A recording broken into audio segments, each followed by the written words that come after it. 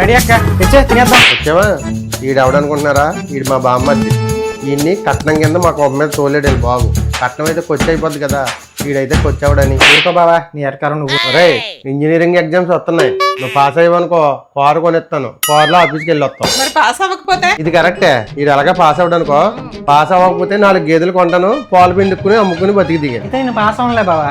Pass అయ్యి ఆ software కంపెనీలో జాయిన్ అయ్యి ఆ హెచ్ఆర్ గారు పెట్టే బాధలన్నీ భరించడం కన్నా నువ్వు ఎప్పుడో 4 ఏళ్ళు కొనుక్కొని మేపుకోవడం బెటర్. అదేంట్రా అంత మాట అనేసావు?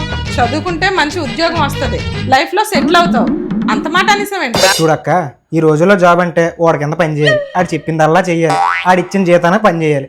ఇదంతా కాకుండా వర్క్ ప్రెషర్, టార్గెట్లు అంటే అదో టెన్షన్. పెళ్లికి ముందే చుట్టూడుకోవాలి. ఇదిలో అనుకోండి, మనకు మనమే యజమాని, ఏ టెన్షన్ ఉండదు. నచ్చినంత వరకు పని చేసుకోవచ్చు, లేదంటే పడుకోవచ్చు. అవునా? పైగా లీటర్ పాలు 90 రూపాయలు.